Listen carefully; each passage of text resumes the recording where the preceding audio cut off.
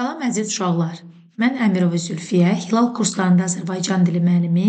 Bugün sizə 24 may 2026-cı il tarixində Hilal kurslarının 4-cü siniflər üçün keçirdiyi Ümumi Sınaq İmtahanı 2 Azərbaycan dili fənninin suallarını izah edəcəm. Gəlin əvvəlcə mətn suallarını izah etmək üçün mətnimizlə tanış olaq. Qədim zamanlarda Bağdad şəhərində Harun Ər-Rəşid adında çox qüdrətli bir xəlifə varmış. Bir gecə bu xəlifə sarayında yatarkən çox qəribə bir yuxu görür. Görür ki, ağzındakı bütün dişləri birdən-birə tökülür. Səhər tezdən qanı qara halda yuxudan ayılan xəlifənin ürəyinə bir qorxu düşür. Görəsən bu nə deməkdir? Deyə düşünür və dərhal şəhərin ən məşhur yuxu yozanını sarayından çağırtdırır. Yuxu yozan gəlib xəlifənin yuxusunu dinləyir və deyir: "Ey hökümdar, sənə çox pis xəbərim var. Bu yuxunun mənası odur ki, sənin bütün qohum-əqraban səndən qabaq öləcək." Xəlifə bu sözləri eşidəndə çox bərk qəzəblənir. Dərhal keşikçilərə əmr edir ki, yuxu yozana 100 çubuq vursunlar. Daha sonra xəlifə başqa bir yuxu yazanı yanına çağırır və yuxusunu ona da etiraf edir. Bu yuxu yozan isə çox ağıllı və mülayim bir adam idi. O xəlifəyə gülümsəyərək dedi: "Müjdə ey hökümdarım, bu yuxu sənə çox gözəl bir xəbər verir. Sən bütün qohumlarından daha çox yaşayacaqsan." Xəlifə bu sözləri eşidəndə ürəyi fərəhlə dolur, yüzü gülür. Xəlifə bu yozumdan çox razı qalır və ağıllı yuxu yozana 100 dinar mükafat verir. Birinci sual. Birinci və ikinci yuxu yozanın müqayisəsində sual işarəsinin yerinə yazıla bilər. 100 çubuq vurdular. Bu ilk yuxu yozana aiddir. Mülayim xasiyyətli olur ikinci yuxu yozan. Dişləri tökülür Harun Ər-Rəşidin. Mükafat alır ikinci yuxu yozan. Yuxunu yozur hər iki yuxu yozan. İkinci fikir. Mətnin məzmununa uyğun olan atalı sözlər hansıdır? Sözün doğrusunu uşaqdan xəbər alarlar. Burada belə bir fikir yoxdur. Uşaqdan hansısa bir sözün düzünü öyrənsinlər. Sözün düzünü bilməyən ağız başa toxmaq, yəni çubuq vurdurar. Bəli, bu doğrudur. Həqiqətən də birinci yuxu yozan nə danışdığını bilmədiyi üçün başı bəlalar çəkir. Ona görə də cavabımız B bəndidir. Sözü denən alana, qulağında qalana, sözü gələndə usta, işə gələndə xəstə, yəni hər hansı bir işi danışmaqda, görməkdə danışır ki, ustadır, amma yerinə yetirməyə gələndə isə bəhanələr gətirən bir insana aiddir. Sözün damarı olar, çəkdikcə uzanar, bu da aid deyil. Cavabımız bizim burada B bəndidir. Mətndə çərçivə daxilində verilmiş söz hansı sözlə əvəz edilsə daha düzgün olar? Çərçivə daxilində verilmiş söz, səhv etmirəmsə, etiraf edir sözü idi. Bəli, etiraf edir sözünü də biz boynuna alır sözü ilə əvəz edə bilərik. Mətndə nədən söhbət getmir? Harun Ər-Rəşidin yuxu yozan çağırtdırmasından söhbət gedir. Xəlifənin hər iki yuxu yozandan razı qalmasından əlbəttə ki, söhbət getmir. Çünki Harun Ər-Rəşid birinci yuxu yozandan razı qalmamışdı. Harun Ər-Rəşidin yuxuda dişlərinin tökülməsindən söhbət gedir. Diqqətə alın ki, yuxudaydı bu. Birinci yuxu yozanın 100 çubuq vurulmasından əmrindən gedir. İkinci yuxu yozanın 100 dinar almasından da söhbət gedir. Cavabımız B bəndi. Biri mətnin heç bir tərkib hissəsinin planı ola bilməz. Dişi tökülən hökümdar, bu belə bir şey yoxdur. Çünki hökümdarın dişinin tökülməyini o yuxuda görür. Yəni bu bizim mətnimizin plan bəndi ola bilməz. Səhv yozulan yuxu birinci yuxu yozan, verilən cəza birinci yuxu yozan, verilən mükafat ikinci yuxu yozan, yuxu yozanların da yuxu yozması hər iki yuxu yozan. Yəni bu cür planlar bizim mətnimizə uyğun olduğu üçün cavabımız bizim burada A bəndidir. Hansı cümlədə xüsusi isim işlənmişdir? Gəlin cümlələri oxuyaq. Coşqun dəniz insanı qorxudurdu. Burada coşqun sözü xüsusi isimə bənzəsə də gördüyünüz kimi sifətli və dənizin necə olduğunu bildirir. Bu cümlədə xüsusi isim işlənməyib.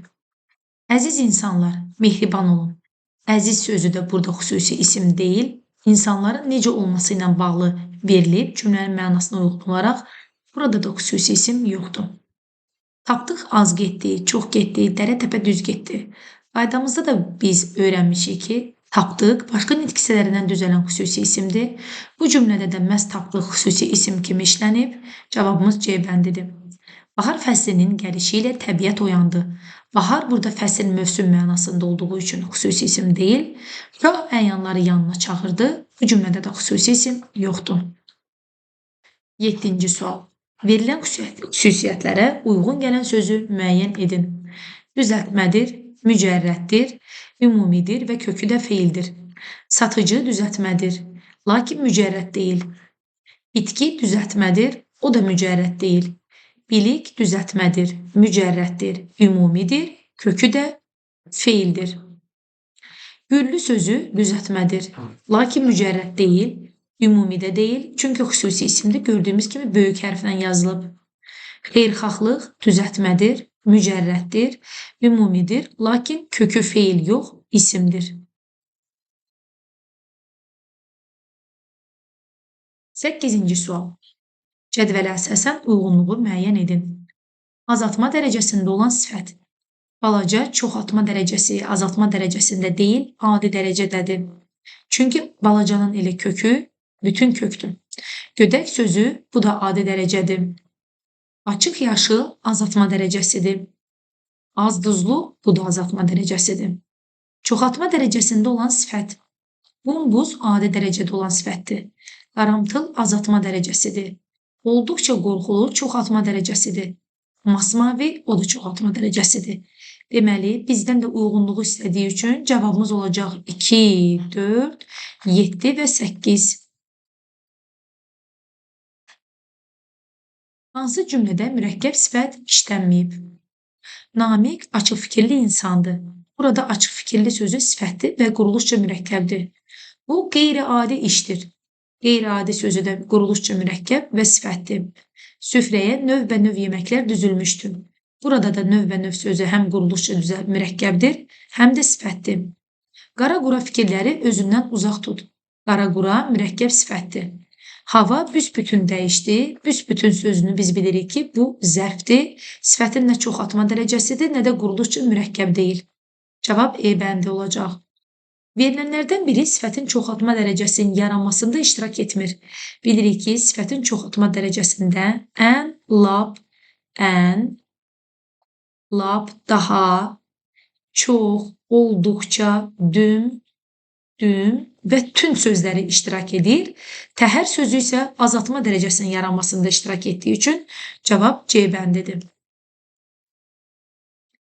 Sənət sözünün son samitini kar qarşılığı ilə əvəz etsək, hansı sözün sinonimi alınır? Sənət sözünün son samiti D-dır, onun kar qarşılığı T samitidir, yəni alınan söz sənət olacaq. Biz də bilirik ki, sənət və sənət sözləri paronim sözlərdir. D ilə bitən sənət peşə deməkdir, D ilə bitən sənəd isə vəsiqə deməkdir. Deməli, sənət sözünün burada sinonimi nə olacaq? Peşə. Sözlərdən biri hecalara düzgün ayrılmayıb. Gündəlik düzgün ayrılıb. Meşəbəyi. Meşəbəyi bildiyimiz kimi mürəkkəb sözdür və biz bu sözü əvvəlcə heca xətti ilə ortadan bölüb, sonra hecaya ayırırıq. Cəfəngiyat. Bu da düzgün ayrılıb. Çünki bilirik ki, qoşa samit, qoşa sait olanda bu saitlər və samitlər fərqli hecada olmalıdır. Tramvay da düzgün ayrılıb. Ənənə sözü isə yanlış ayrılıb. Sözün birinci hecası nə formasında hecalara bölünməli idi. Cavab C bəndi. 13. Yalnız sadə sözlərdən ibarət atalar sözünü müəyyən edin. Zəhmətsiz bal yeməzlər. Bu cümlədə zəhmətsiz sözü quruluşca düzəltmə sifətdir. Nadanın düşməni özüdür. Nadan sözün köküdür. In burada yəli kal şəkilsidir. Düşmən sözün köküdür. İ təsirli kal şəkilsidir. Daha doğrusu mənsubiyyət şəkilsidir. Öz sözün köküdür. Özüdür. Bu da sadə sözdür. Cavabımız B bəndidir. C bəndində əkinçi sözü əkməkdən əkinçi, həmçinin yağış sözü də, yolçu sözü də, burada quraqlıq sözü də hətta düzəltmə sözlərdir. İşlək, dəmir pas tutmaz. İşləməkdən işlək dəmir. Yəni bu da düzəltmə sözdür. Kasıb işləyər, ağa dişləyər. İş sözündən işləməkdən işləyər, dişləməkdən dişləyər. Düzəltmə söz E bəndində də olduğu üçün cavabımız olacaq bizim B bəndi. 14-cü sual. Biri mürəkkəb söz deyil. Bəstə və boy mürəkkəb sözdür. İki sözdən ibarətdir. Gilə və meyvə mürəkkəb sözdür. O və gün, o günkü, bu da mürəkkəb sözdür. Su və it Bu da mürəkkəb sözdür. Silahdaş isə sözün kökü silah, daş isə nədir? Leksik şəkilçidir. Yəni bu söz qurulduqca düzəltmə sözdür. Cavabımız C bəndidir. Sözlərdən biri quruluşuna görə fərqlənir. Çilingər sadə sözdür. Daraq sözün kökü daramaqdır, q leksikdir. Qurulduqca düzəltmə sözdür. Xırdaca sözü, sözün kökü xırdaca, xırdadır. Ca burada qrammatik şəkilçidir. Xırdaca çoxaltma dərəcəsindədir və çoxaltma dərəcəsində də bilirik ki, morfoloji üsuldakı ca şəkilçisi qrammatikdir. Əzgil sözü də sadə sözdür. Yumuşaq sözü də sadə sözdür. Cavabımız B bəndi daraq sözüdür. Amonimlər cərgəsini müəyyən edin. Şirin sözü amonim lüğətimizdə yox idi. Tək və tər sözləri amonim olsa da, şirin sözünə görə biz A bəndini götürə bilmərik.